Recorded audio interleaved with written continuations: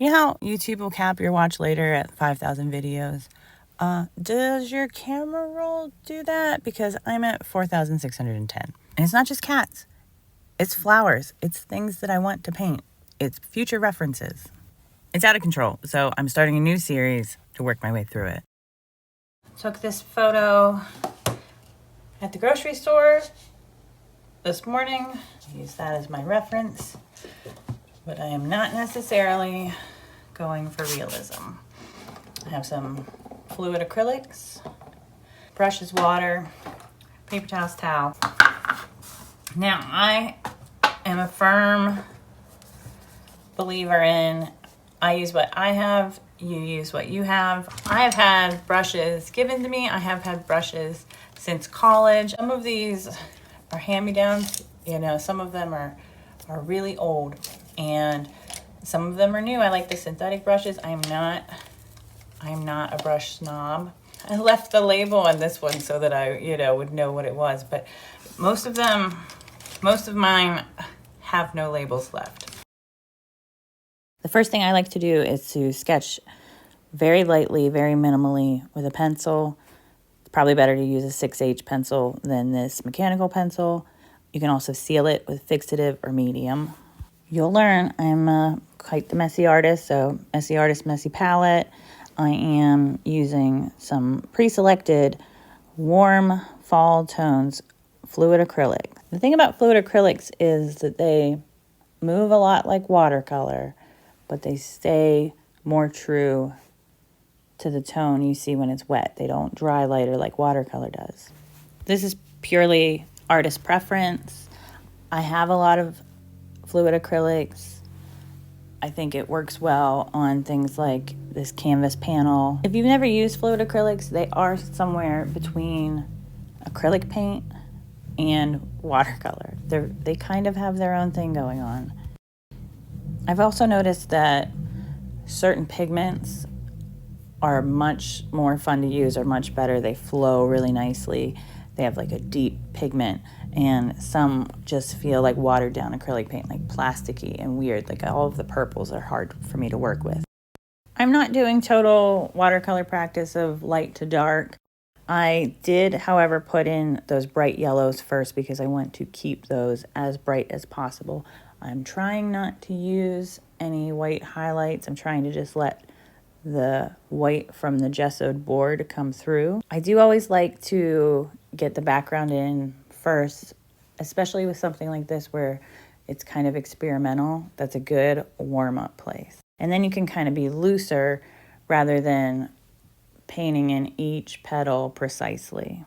I do think it's important to kind of let a little bit of that background white pop through, because you can always layer over it. I can always add more. Now, in order to protect those areas that I want to remain a little lighter, at least for now with the watercolor bits, I'm going to cover the entire canvas panel in a gloss super heavy gel medium. I like the look of the shine that this will have when it is dry. It is, again, that's a preference thing. But what it's doing is once that dries, I can go back in with the next layer. I can leave those lighter areas untouched and they'll be protected. I am painting my camera roll. I often take photos of neighborhood flowers. I take pictures of flowers in the grocery store. Anytime you can find a free reference, I have a video on it. Inspiration is free. And I do work with a lot of florals. However, I didn't really have much of a plan other than I was going for fall and I wanted to keep those tones throughout. Once I have a good layout, background, flow, I'll add some smaller details with a smaller brush.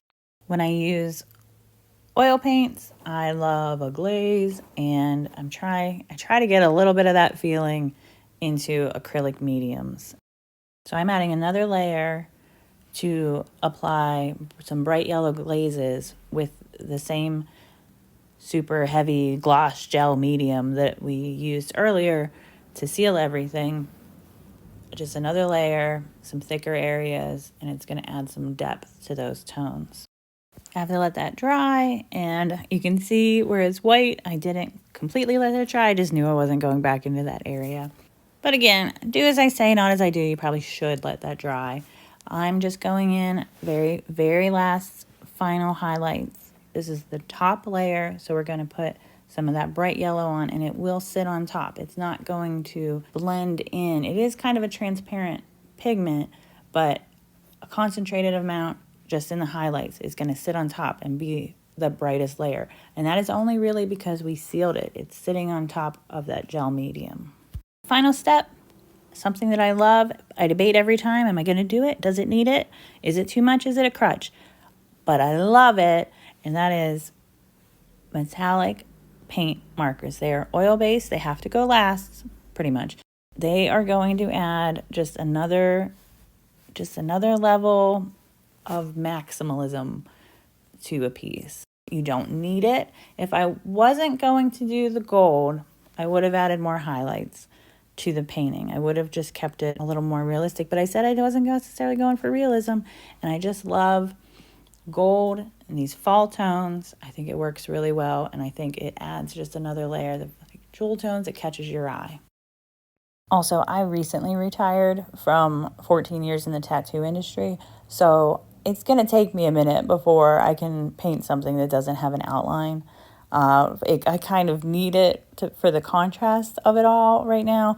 I know eventually I'll get more into things that don't need it, but I just think it adds this separation between the elements in the painting, and it really makes it pop. Totally optional though, but if you're a magpie like me and you like shiny things and metallic things, I think this brand, they smell bad. You should probably open a window and keep it away from children and animals, but I love them. So these are oil-based metallic markers, so they should be last. It should be fat over lean.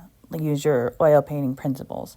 However, I didn't like those two areas, so I am putting a little bit of the green fluid acrylic over it. It's not great for like longevity, like how it'll age and however many years down the road, but I'm not really worried about that right now.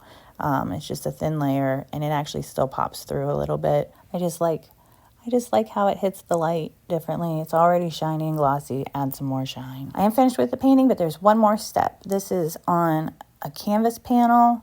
They are on really thin pieces of board, and they will bend and warp over time. And they're not easy to hang because they're not mounted on anything, and they're very thin. So what I'm going to do is take a same size painting that I did.